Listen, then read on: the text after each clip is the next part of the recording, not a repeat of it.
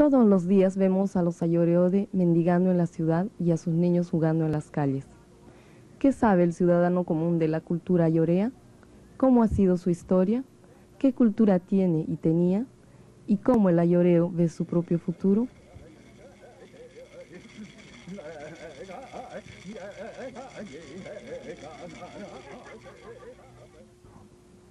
Hoy en día viven unos 3.200 ayoreode en 11 comunidades de Bolivia y 2.200 en 6 comunidades en el Paraguay.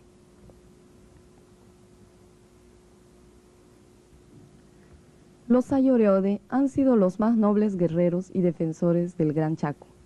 Su economía se basaba en la caza de animales silvestres, la recolección de frutos y tubérculos, la cosecha de miel silvestre y el cultivo de algunas calabazas en algunos claros de la selva.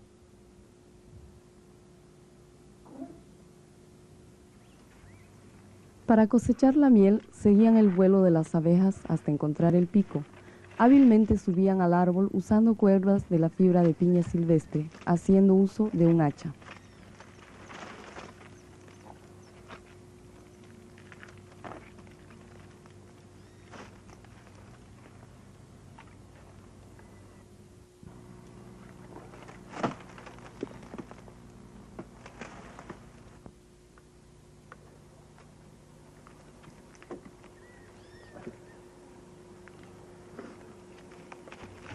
Los ayoreode vivían en pequeños grupos que a su vez se juntaban en grupos locales, que tenían su propio nombre.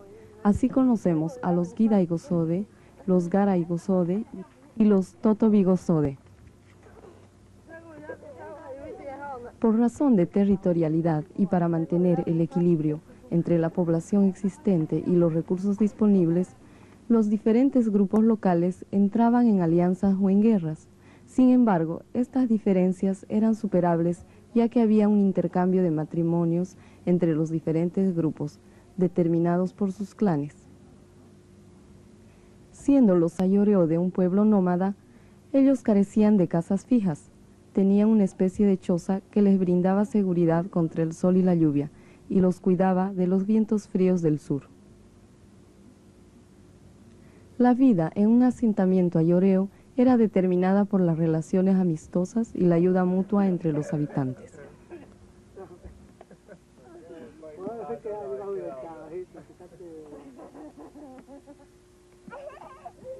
Los ayoreode eran un pueblo nómada, quiere decir que no tenían asentamientos fijos durante el año. Su vida económica se basaba en la caza de animales silvestres, la recolección de frutos y tubérculos en la selva, la recolección de miel y donde era posible la pesca. Su principal actividad era la caza. Hábilmente cercaban a los animales en el monte y mediante una macana atrapaban la presa.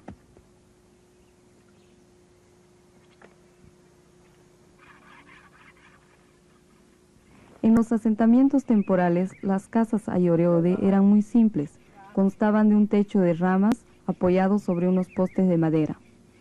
La vida social que llevaban en el monte se caracterizaba por una solidaridad mutua, respetándose unos a otros.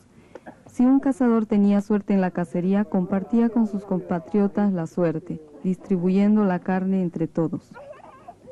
Podemos decir que la sociedad ayoreode era una sociedad igualitaria, donde no habían diferencias entre uno y otro, y donde cada miembro era respetado. El abuso de poder era desconocido por los capitanes ayoreode. Las decisiones se tomaban entre toda la comunidad. El chamán es otra instancia relevante dentro de la cultura ayoreode, así como la celebración de la fiesta sagrada.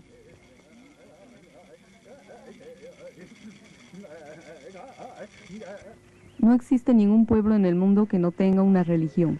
Y podemos decir que en todos los pueblos existen personas, mujeres y hombres, cuyo rol dentro de la sociedad consiste en la dedicación a los asuntos religiosos de las creencias de su pueblo. Así también entre los ayoreode encontramos mujeres y hombres que se dedican a mantener un diálogo entre lo profano y lo divino, curando además a los enfermos mediante los masajes y la succión del cuerpo.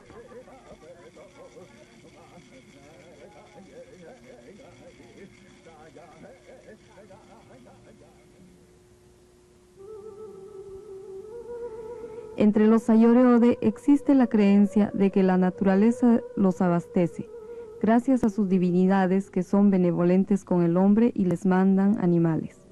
Hacen crecer los frutos y aflorar el agua. Existe entonces una relación estrecha entre la vida de los hombres y las divinidades. Esta relación debe ser renovada cada año, con el fin que los bienes en la naturaleza no se terminen. Para este pueblo era muy importante la fiesta de renovación que se comenzaba a celebrar en el momento de la mayor escasez de alimentos y agua. El canto del pájaro Asogná, Cuyabo, en época de sequía, anunciaba la celebración de dicha fiesta. El culto más importante se realiza en momentos de mayor escasez de alimentos en la selva. Durante los meses de invierno, el agua y la comida escasean y a veces los Ayoreode viajan muchos días buscando una aguada que no haya secado.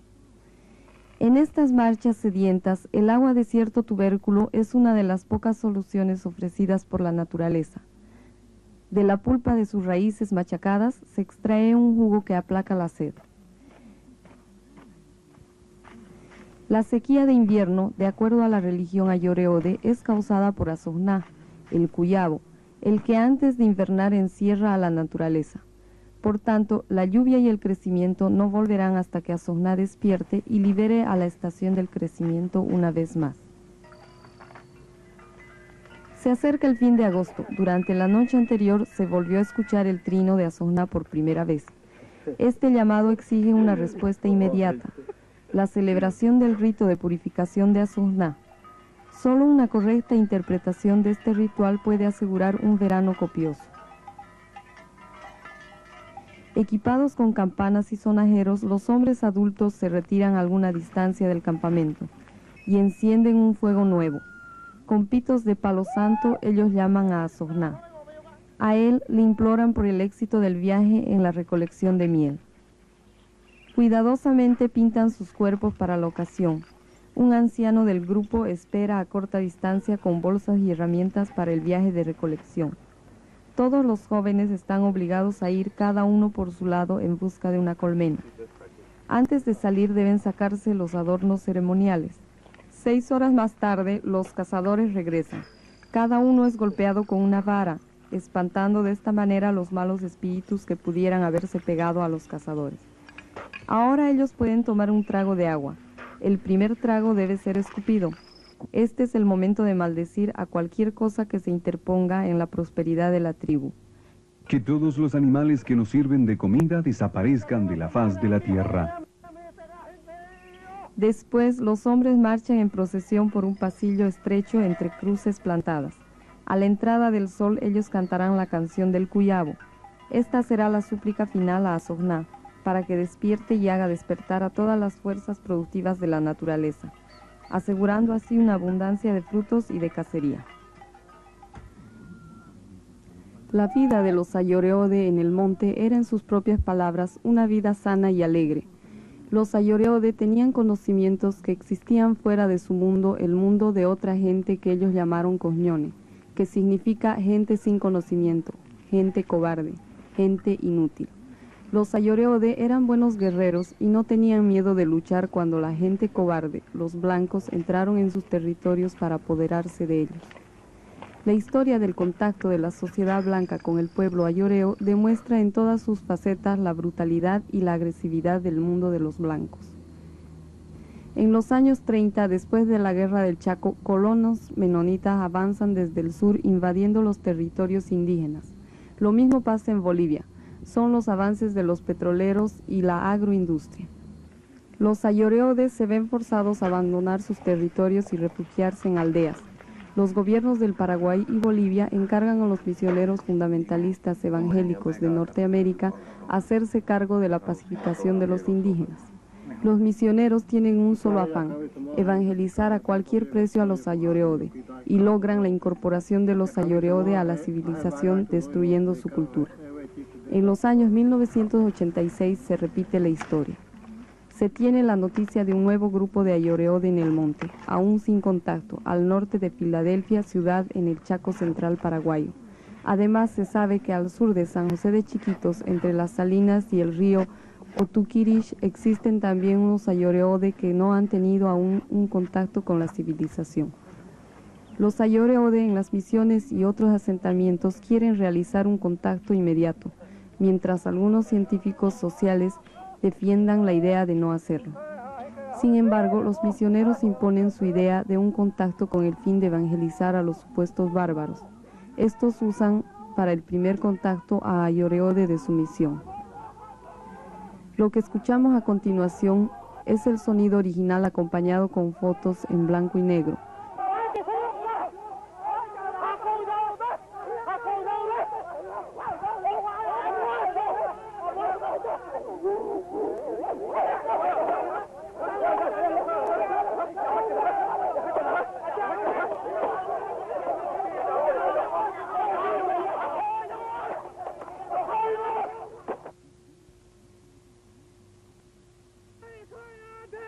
Años después, los Ayoreode demuestran cómo fue el contacto.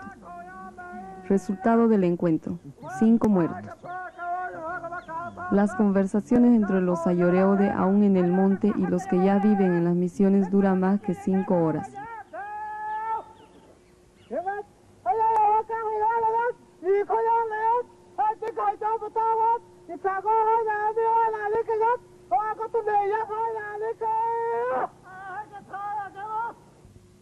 Al fin, el intercambio de agua simboliza la paz. ¿Qué paz? Para los unos, la alegría de poder evangelizar más indígenas, y para los otros, el fin de una vida en libertad. Adiós a la solidaridad, adiós a una vida de dignidad. En 1986, la salida de un grupo ayoreo terminó en un asentamiento en los cinturones de miseria que rodean las ciudades. Y ahora, en nuestros días, en 1998, fueron ubicados nuevamente unos 25 Ayoreode que no han tenido contacto con los coñones, los cobardes, los inútiles. Y su suerte va a ser la de todos los Ayoreode que salieron del monte.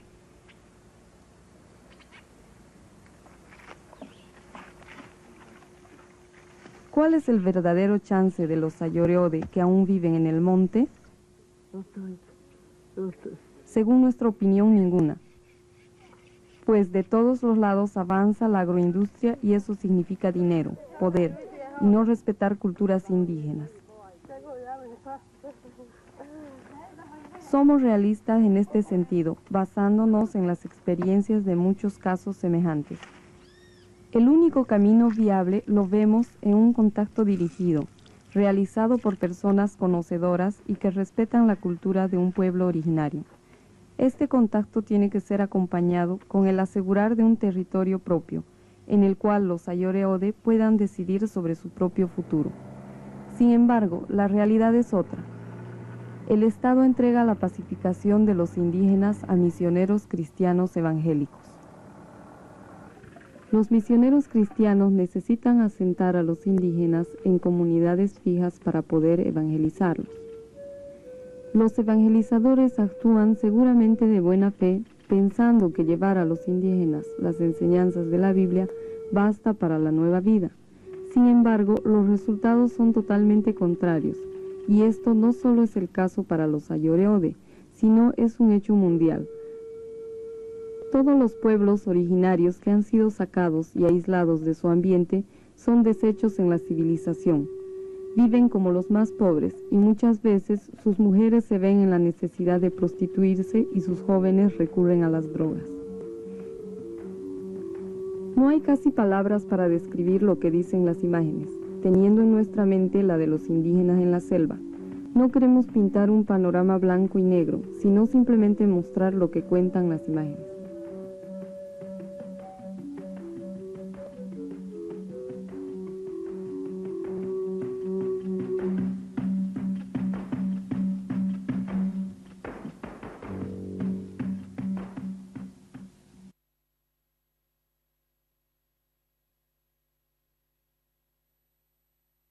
Nuestro planeta necesita de su hábitat en el universo para realizar su ciclo vital. Los pueblos originarios de la Tierra evolucionan en tanto existen otros seres que extienden el eslabón hacia el fin absoluto de la vida, la felicidad. Los hombres escriben la historia por medio de sus obras. Un hombre que realizó una colosal obra apostólica en plena selva se llama Elmar Kringler. El padre Elmar nace en Austria, en medio de las montañas, en el seno de una familia campesina formada por 8 hermanos. A causa de la modesta economía familiar, debe de trabajar desde niño en las labores agrarias para ayudar en el sostén del hogar. A los 17 años, trabaja como empleado público, ocupación que no le agrada y que ejercerá durante 4 años.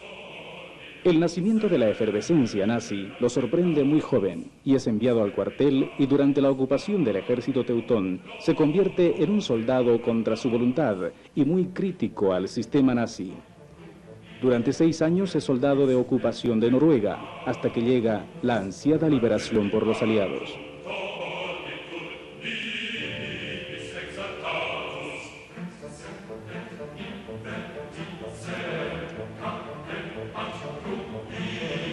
Concluida la Segunda Guerra Mundial, trabaja por algún tiempo como cajero en el Banco del Pueblo, hasta que su vocación no religiosa emerge con toda su convicción, por lo que decide ingresar en la Orden Franciscana, para luego, concluidos sus estudios universitarios de filosofía y teología, ordenarse sacerdote a los 39 años, arrastrado por una incontenible vocación apostólica.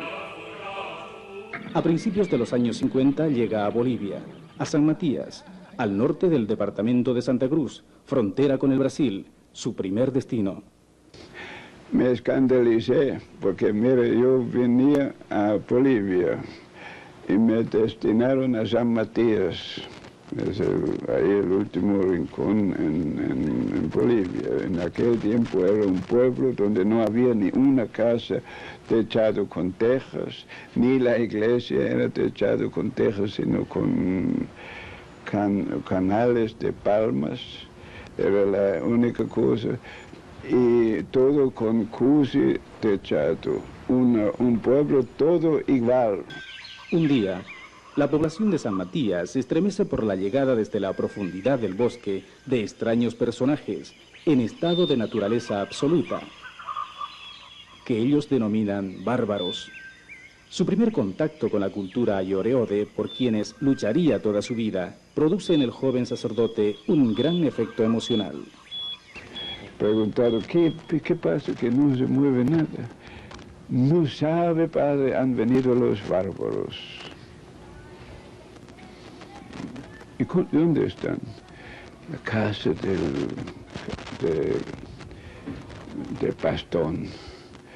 Lo han llevado rápido, lo agarraban rápido los soldados, eran 13 ayoreos, vestidos del monte, solo su taparabo y nada más. Y estaban ahí, y los agarraban los soldados, lo llevaron al casa de Pastón y metieron adentro. Y ahí se juntó en un santiamento del pueblo. Saltaron los 13 y vinieron y me rodearon. Me agarraban ahí, que tenía hábito en aquel tiempo, siempre usamos todavía hábito. Y me tiraban por el hábito, por el cíngulo, por todos lados. Y después comenzaban a hablar, claro, no entendí ni palabra, pero uno rápido me mostró aquí un puchiche, el otro me mostró un mal de ojo. Y el tercero, tres eran que tenían alguna enfermedad. Elmar comprendió entonces que estos llamados bárbaros despertaban en las poblaciones un gran sentimiento de temor. Después de 3 días yo crucé la plaza y ellos paraban siempre ahí alrededor de la casa parroquial y en la plaza y buscaban, la gente después les ha dado algunos naranjas, alguna fruta que les sobraba en alguna parte y así se defendían una semana. Es a partir de ese primer contacto con el padre Elmar que él se decidió buscar en las selvas sureñas, colindantes con el Paraguay, el contacto con otros grupos ayoreode que aún vivían sin vínculo alguno con la sociedad nacional.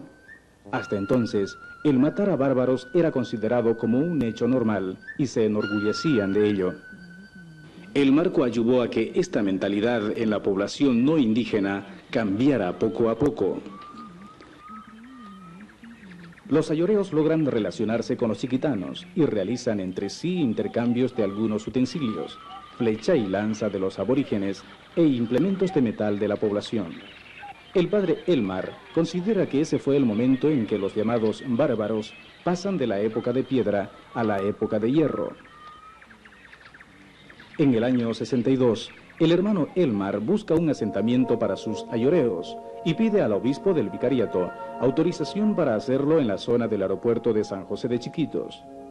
Después de mucha insistencia y no pocas llamadas de atención de sus superiores por su dedicación plena a este grupo étnico, el padre Elmar logra este anhelo, además de la autorización para ingresar nuevamente al monte para buscar nuevos ayoreos. Esta búsqueda le consumió 10 años de su vida.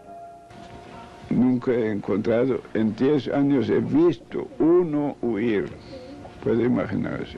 Por eso yo digo, siempre puede ser una doble, triple, cuádruple doctor. Si ellos no se dejan hallar, no lo hallan.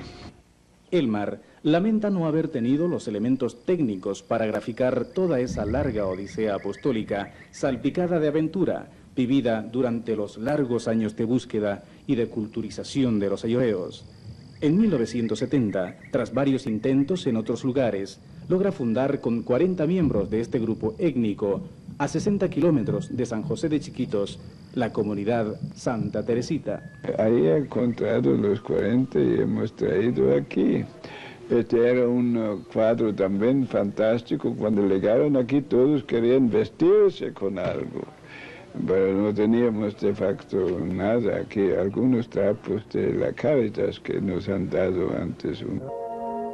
Confiesa que por su carácter nómada, los ayoreos son una cultura muy diferente a la de los chiquitanos, mestizos y blancos bolivianos, razón que muchas veces se llega a un mal entendimiento entre las culturas. El padre Elmar, a sus casi 80 años de lucha por la aceptación de los ayoreode en la sociedad nacional, en su lucha por la dignidad humana, es un ejemplo para todos nosotros. Humilde en su ser, en su vida franciscana ha construido amor en los corazones. Elmar no ha construido grandes obras en ladrillos o ha manejado estancias, pero sí tiene un rebaño de seguidores. Tiene como amigo a los más humildes. Muy raras veces encontró apoyo en su propio vicariato y hasta se han burlado de su obra silenciosa. Le han cortado apoyo económico y casi nunca encontró un apoyo moral. Pero esto no afecta a un pastor firme como él. Ha seguido su camino y aún lo está haciendo. Elmar es uno de estos hombres valientes que pocas veces encontramos en la vida. Tras 41 años de lucha continua y sin el apoyo de nadie, ni de su congregación, pero sí de los ayoreode, su máximo anhelo es que su obra sea continuada para enfrentar la grave problemática sociocultural que el futuro les depara. La cosa es que nadie quiere seguir y nadie quiere meterse en esto por la sencilla razón. Cada uno viene con una idea que hacerse un renombre. Hacer fácil es buscar plata en Europa y hacer una nueva iglesia, un colegio, un hospital, o sea que yo. Y ahí uno, ha hecho pero ahí en no puedes hacer nada. Depende ahora que no sea una casa de naipes. Y esto depende, por eso yo he peleado como un loco. Yo digo siempre, los ayoreos tampoco no son conejos de experiencia. Y hasta la fecha cada uno hace experiencia.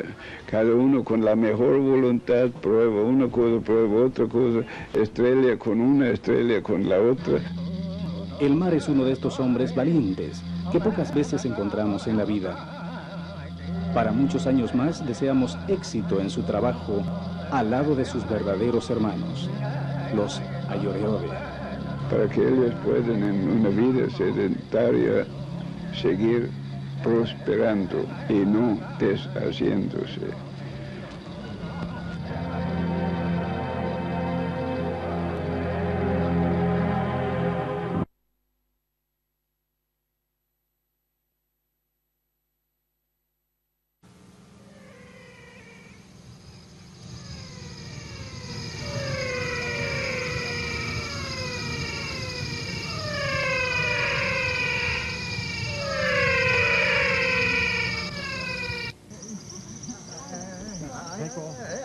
Hasta la década de los años 50, cerca de 5.000 indígenas ayoreos vivían retirados en las sabanas del Gran Chaco boliviano, cerca a la frontera con el Paraguay. En aquel entonces, fundamentalistas protestantes y misioneros católicos establecieron contacto con la tribu. Hasta aquella época, los ayoreos habían atravesado las vastas sabanas en pequeños grupos de cazadores y recolectores nómadas. Tenían fama de ser audaces y temidos guerreros. Luego del contacto fueron reducidos en pueblos misioneros. Han transcurrido apenas 50 años desde que los ayoreos conviven con la civilización occidental. Los que han desarrollado su vida en los bosques del Chaco ahora tienen más de 60 años. Cuando mueran, junto con ellos, se perderá una gran riqueza cultural. Para los ayoreos que hoy tienen la voluntad de cambiar su situación, el conocimiento de su propia historia es de gran importancia. En las reuniones de cada noche se habla de antes, de las épocas pasadas, de cuando la gente aún vivía en el bosque. Las mujeres declaman canciones de amor o recuerdan en su triste canto la muerte de un hijo querido, la pérdida de un guerrero audaz o la visión de un chamán.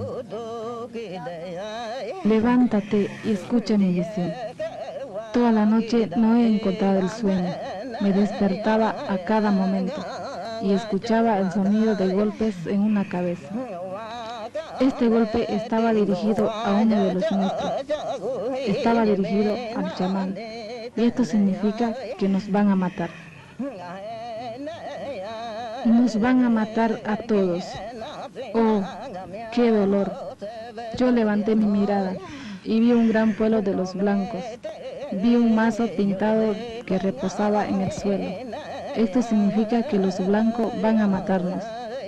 Ellos van a matar este mazo en el futuro. Yo quería impedirlo al intentar levantarlo, pero era imposible. Seguía en el suelo.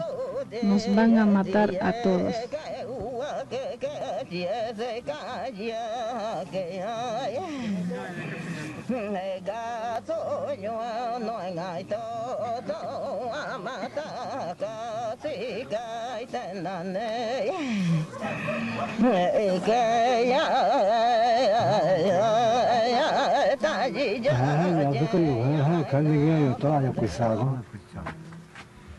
Cuando vimos a los hombres blancos por primera vez, las mujeres gritaron. Tenían miedo ya que nunca antes habían visto hombres tan feos. Parecían caimanes. Estas eran sus ropas. Nosotros no llevábamos ropa en el bosque. Por Dios, qué feos eran estos hombres. Y cuando el misionero se sacó luego los dientes postizos de la boca, gritamos todos, porque nunca antes habíamos visto algo parecido. Pensábamos que era un hombre malo, un mago, porque nuestros ancianos no perdían sus dientes.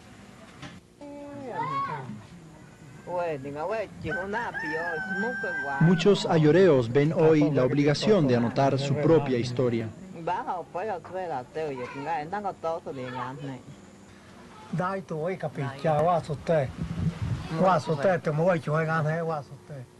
Antes no había papeles que se guardaban para leerlos y para educar a los niños. Los ancianos de nuestra tribu tenían la historia de su tribu en su mente, en su conciencia. Eran sobre todo mentes sanas que no olvidaban nada. Relataban y relataban, y aún así creo que no olvidaremos nuestra propia historia. Historia. Esas son luchas entre nosotros los indios, con los que no son indios, con los cobardes, con los de la ciudad. Es la vida en el bosque, los juegos, la naturaleza, Dios, los chamanes y los curanderos. Es también la vida con los blancos y mucho más.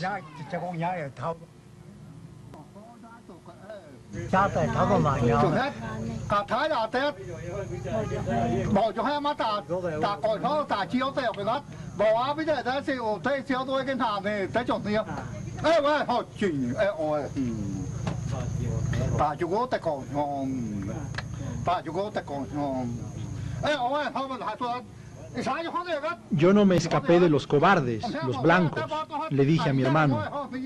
Me presento a la lucha porque esta es nuestra tierra, nuestra sal, nuestra agua. Si salimos corriendo ahora, no vamos a volver a recuperarla.